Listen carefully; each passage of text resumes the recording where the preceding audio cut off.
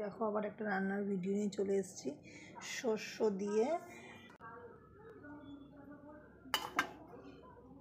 উপর পরিমাণ মতো অল্প একটু জিরে দিয়ে নেব।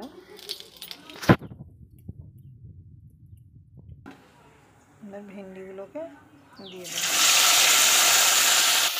পরিমাণ মতো একটু হলুদ দিয়ে নেবো। নুনটা পরে দেবো, যেহেতু নুনটা দিলে একটা ভেন্ডির একটা লালা জাতীয় জিনিস থাকে, সেটা তো বেরিয়ে যাবে, ওই জন্য তরকারিটা ভালো লাগবে না। ভেন্ডিতে একটু সামান্য হলুদ দিয়ে ভালো করে ফ্রাই করে নেবো।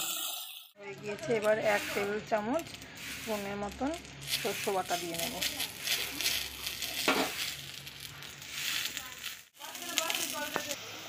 একটু পরিমাণ মতো একটু জল দেবো।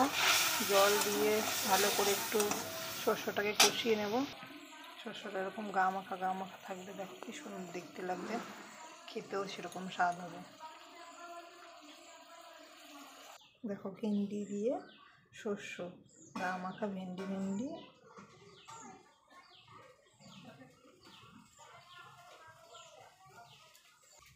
ভেন্ডি রেসিপি রেডি। ভিডিওটা ভালো লাগলে একটা লাইক করো, পারলে সাবস্ক্রাইব করো, আর কমেন্টে বলো কেমন হয়েছে।